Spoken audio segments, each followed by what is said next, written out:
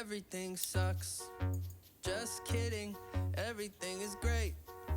No, really. Yeah, I haven't thought about I'm not gonna lie, my this was a ex rough one. This today. was Oh, this was wait. definitely living up to the curse of episode 11. I'm not gonna lie. But I Hang on went to your butts, guys. We're going into outside a for rough the episode. first But yeah, time let's in go a ahead and get into it. few Like always, days. let's take a Felt moment and nice appreciate the I beautiful might poster try work. to Though this poster looks very happy and exercise. campy, the episode was not.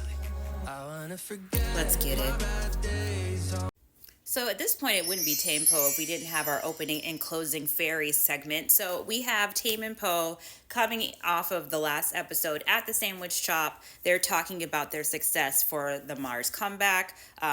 Tame is basically just reassuring Poe that the situation that happened with Pepper and everything that was not his fault, and he shouldn't expect that to be the same thing for their relationship, to not take it seriously, and also just reassure him of his commitment to the relationship. We also have in Tame Nature this really cute scene where he's unable to walk him home because he has to, go back to the house, and he gives him his jacket saying, if I'm not there to give you a hug, wear the jacket, and then if you want me to hug you, put your hands in the pockets. It was real cute. It was real cute. This is the only fluffy moment of the episode. I'm not going to lie to you. This was a rough one, guys. I'm just keeping it 100.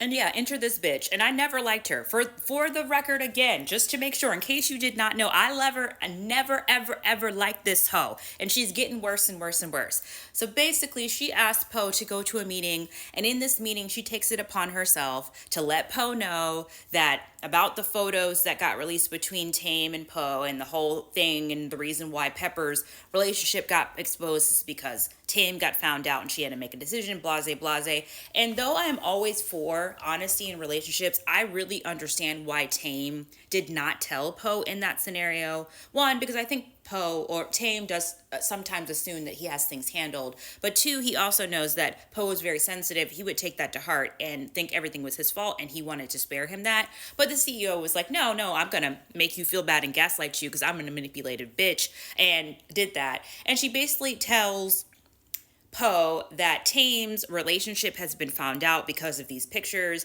and the Korean company is not wanting to take Tame to Korea because he knows that, they know that he's dating, and if Poe does not break up with him, that the deal is going to fall through and none of the members are going to get to go to Korea. And if Poe promises to break up with Tame, that Mars as a group would all go to Korea and debut. That literally came out of her mouth. But I believe nothing that this bitch has said ever since she came on the screen. I knew she was lying. I knew she was manipulating, gaslighting, doing something, telling some untruth, sitting in a pile of lies, like she always does, to manipulate the situation the way that she wants it for her own bottom line. Because let's keep it real. This lady don't care about nothing but herself and her power and money.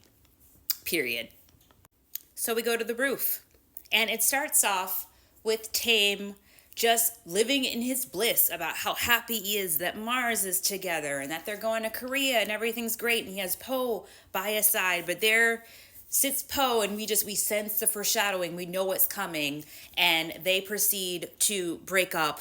And it's just honestly awful. Just, to come out of the story, immaculate acting by William, being his first, show acting gig, just crazy good work.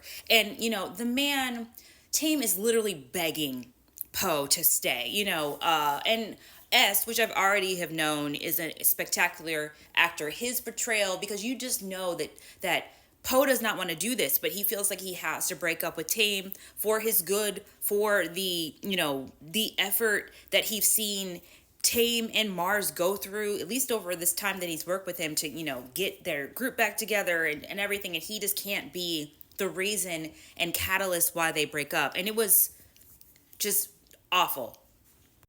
I've mentioned a few times that only one BL has made me cry. And I'm not going to lie, this got me real close. It was just devastating. Just, again, amazing acting by William and S. Just go watch the scene, drink some wine, cry. Just is rough. This part in particular almost killed me. I couldn't take it. And, to not, to derail us from the point here, I also would just like to point out that I feel like we at this point need to add S into the Pretty Criers Club. And he needs to do a cry off composition between the other members at GMMTV. We need to get First, Cow, Santa, and S in a cry fight, because just, yeah. So despite everything, they break up, and Tame goes back to the band house to be comforted by his members. Just a mess.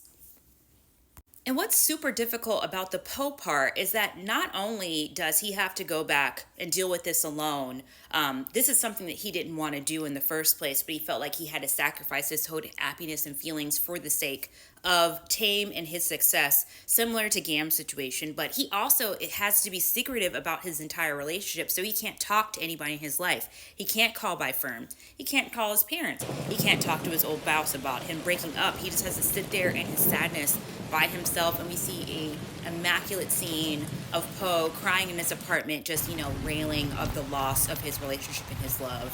Just, again, immaculate acting. But yeah, this bitch comes back, and at a award or a music show where Mars is featuring and performing, and they're doing an interview, the CEO comes on to basically announce what we believe is going to be her announcement of the group going to Korea. But of course, in the CEO's lying, manipulative, bitchy ways, she pulls a snafu and says that the group is not going, that Tame is. So it's basically just in her original plan. I knew when Tame went and talked to her in the first place and was, talking about his plans to get the group back together, and she made that deal, that she was just lying. She had some monologue or parts where she said she tried and the Korean group didn't take it. I don't even think she did all of that. I think she's lying about that too. At the end of the day, she just wanted to take that check and money from another successful song and then get them to do exactly what she wanted to do in the first place, which is exactly what she did. Just, oh, I hate this bitch.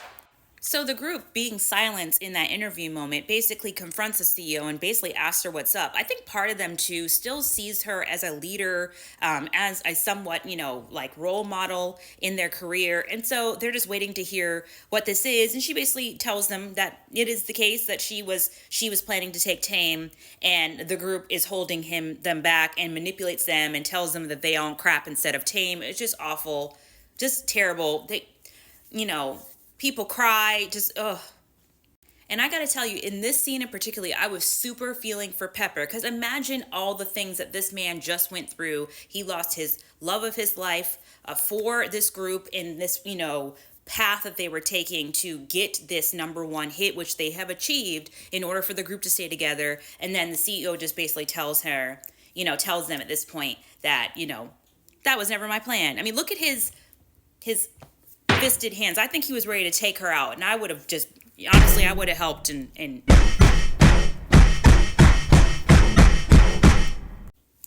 Poe even confronts her too, because this bitch was lying. She was lying to everybody. Man.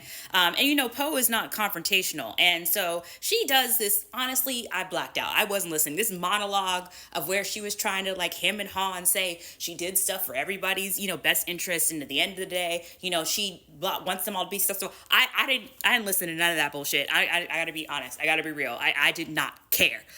She just lies and manipulates everybody around her for her own end game. None of this stuff is for anybody. She does not care about other people. I don't know what the director was trying to do here. I think they were trying to illustrate this larger, motive, think piece, point, but I missed it because I hate her. I'll keep it real.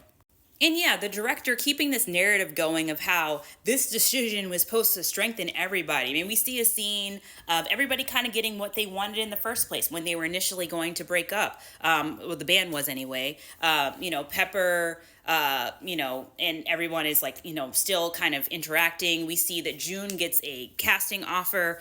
We see that Nano gets, an opportunity to work with a singing and acting coach. Poe becomes a director of Onar, and he gets a position at the company. So everybody's happy, right? Everybody's good. That's what you're trying to say? Tame ain't happy. Tame ain't happy at all. Is anybody thinking about Tame and what he wants? I don't think that Tame's vision of success with this lonely scenario where his band members are gone and his love was gone.